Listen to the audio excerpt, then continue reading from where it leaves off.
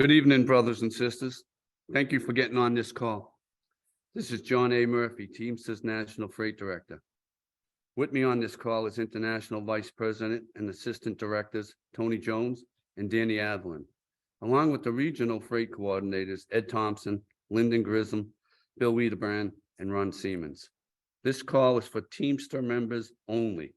It is not for the media or any outsiders. The reason I wanted to speak with you is to talk about Yellow and address some of the things we have been hearing from the company. I will be taking questions at the end of this call, so please wait until that time to raise your hand. We have heard that the company has been going around the country, meeting with members, talking about its proposed change of operations and how the company is claiming that it needs to operate like various non-union freight companies. We have heard that the company is also trying to blame the union for not allowing it to change its business model. We have heard that the company, in some areas, say it's survival at stake and that it is suggesting that members vote on this proposed change of operations. I spoke with the company and told them to stop meeting with members and blaming the union. They said they would stop the meetings. Then they reversed course and said they were going to meet with the members anyways. That's why I wanted this call. I want every local union to be on guard and be prepared to file unfair labor practice charges if the company seeks to bargain directly with the members. Let me get this out right now. We should all take offense if this company tries to blame the union for its problems. Let's talk facts. First, starting in 2010, Yellow received and is still reaping the benefit from literally billions of dollars in wage and pension concessions. Secondly, wages at Yellow are still way too low and below standard. Third, the pension contribution rate is still barely just over 25% of the 2009 contribution rate. Fourth, the company has at least a $5 per hour per employee labor cost advantage over ABF or other legacy National Master Freight Agreement carrier. Fifth, even though we took concessions, company executives over the years still took hefty bonuses. Sixth, in the last contract, which was 2019, Yellow negotiated and received numerous flexibilities, such as the ability to use box trucks, the ability to merge and close terminals of different operating companies to eliminate duplicity coverage through the change of operation process, the ability to use the 34-hour restart, the ability to market rate adjustments to eliminate progression so they can hire, the ability paying vacation pay at 40 hours for the first 3 years for new hires, getting dock-only positions. They wanted dock-only position so that they could keep drivers driving and not have them on the dock. When COVID hit, the company didn't make healthcare or pension contributions for 4 months. All of the funds at the union's urging worked with Yellow and still covered our members, even though the company was delinquent. And until the company got the $700 million COVID bailout loan from the federal government. Bottom line, members, we have given and given and given, and this company has not demonstrated that it can do a good job managing itself. As you've heard the General President say, the concession stand is closed. I repeat, the concession stand is closed. This company needs to manage itself and work within the contract. It is unfair and unjust for the company to keep taking and threaten us if we don't give more. Here are some more things to consider. The current contract expires in less than a year, and we will begin bargaining later this year for a new contract. If the company wants to modify the contractual terms, it should try to do so in bargaining. Obviously, we too will have demands. That may be what the company is afraid of and why it wants to try to get contract changes under the guise of a change of operation. Now, with that in mind, let's talk about where we are with the company's latest proposal, change of operation. As you know, last summer, Yellow did a major change of operations in the western region of the country. That change involved creating UE positions and having UE employees drive and work the dock under the contract. The Western change did not violate the contract. In fact, road drivers in the West were protected in the change and could not be forced to become UE drivers, and the company guaranteed them road work if they did not become UE drivers. We have heard that the company failed to get sufficient UE drivers and therefore paying members from other regions to go out and work as travelers in the West. In other words, the UE change didn't work as the company intended. In fact, the company has recently suggested to me that it needs to go back and make changes in the West to address the failings of that change. Late last fall, the company proposed a massive change of operations in the central, eastern, and southern regions. They called it Phase 2. This change started out as a UE like the West, which would have eliminated approximately 1,200 road driver jobs and forced them to become local cartage. But the company was unwilling to provide the same protections to the affected road drivers in the east, central, and southern regions that it had provided in the West. We pointed that out, that the company would probably lose a large number of road drivers who would quit, and that the UE change would not work as practical matter anyways. We stated that the company needed to hire more drivers. So the company withdrew its proposed change and next proposed to have road drivers go up on the dock and work the freight in certain location. Basically, what the company is now trying to do is to cherry pick what is known as the Holland Designated Terminal Agreement. That is unique to Holland Motor Freight and is trying to expand that to YRC Freight and New Penn. Holland was acquired by YRC in 2005. The Holland Designated Terminal Agreement was limited only to Holland and came out in late 2008, early 2009. Holland was a regional carrier with a Monday to Friday operation at the time the Designated Terminal Agreement was entered into.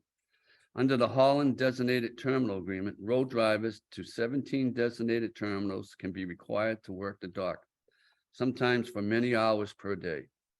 Again, the Holland Designated Terminal Agreement was unique and limited to Holland and probably would not be approved if it was sought today under the present agreement.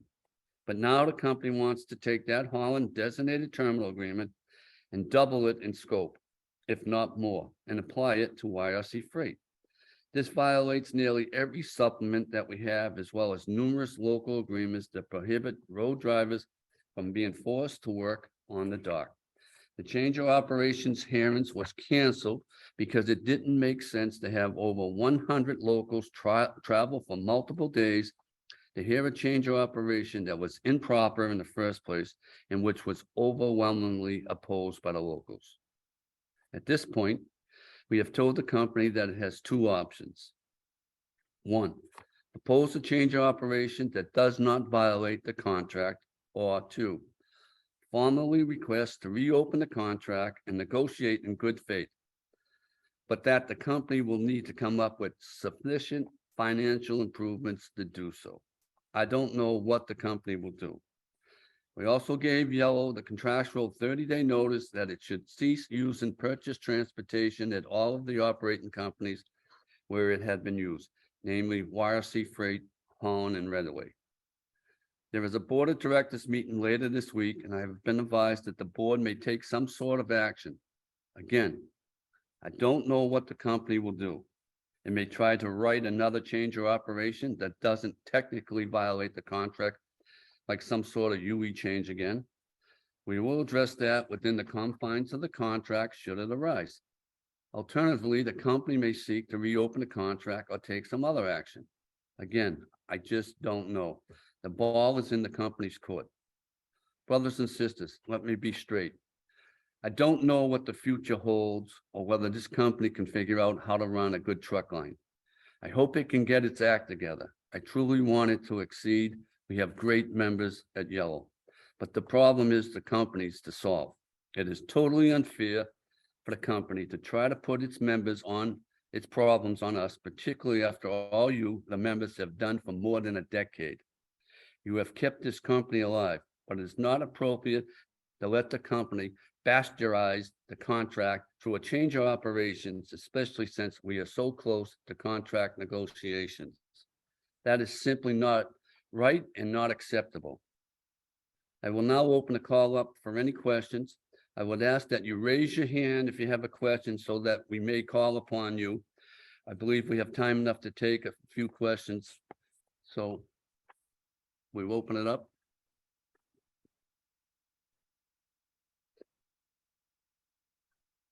John Hollingsworth. So John Hollingsworth. Good evening, John. John, are you there? Yeah. Hi, John. How are you? What's your question, sir? Which one? I didn't say nothing. Okay, we'll take another question. Thank you. Okay. Thad. Thad, are you there?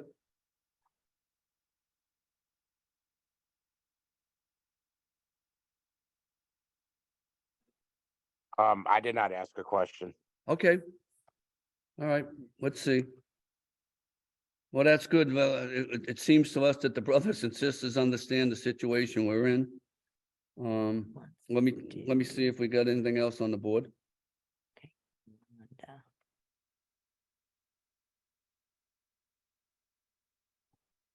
And, Rhonda, do you have a question? Yeah, I mean, we're always talking about the drivers and everything. I'm with Howe and I've got 30 years since, so I've been through all the concessions and that. And when they started doing, implementing their new software program and that, we've lost a lot of jobs in the clerical in our barn. And I mean, their system is the worst.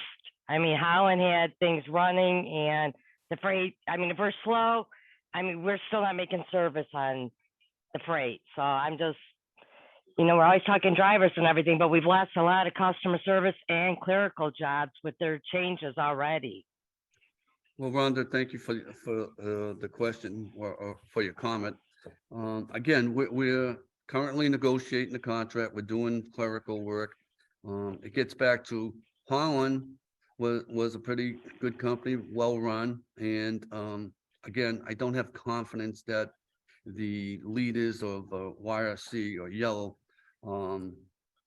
can run this business and manage its people the way it should done. So No. In agreement. well, we're working on it and we will continue to work on it. It's part of the problem, but it's a company problem. It's not a member's problem. No, exactly. I mean, like I said, we've taken the concessions and everything. If you're going to shut the doors, that's what they always threaten us. And I mean, we'll go find jobs elsewhere.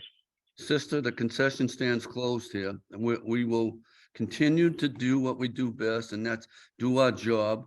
And listen, I've said it 100 times, as well as everybody else. You have kept this company in business over the last 15 years, not management.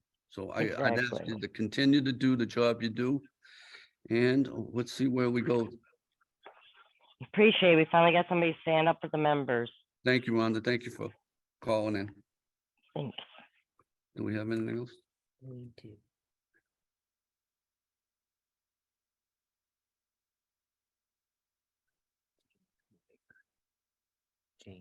James? James Moyer, you on the line?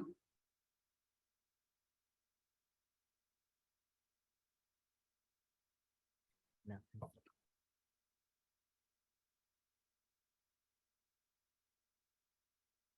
Okay, it doesn't look like we have a whole lot on the line. Let me just say thank you all for your questions, comments.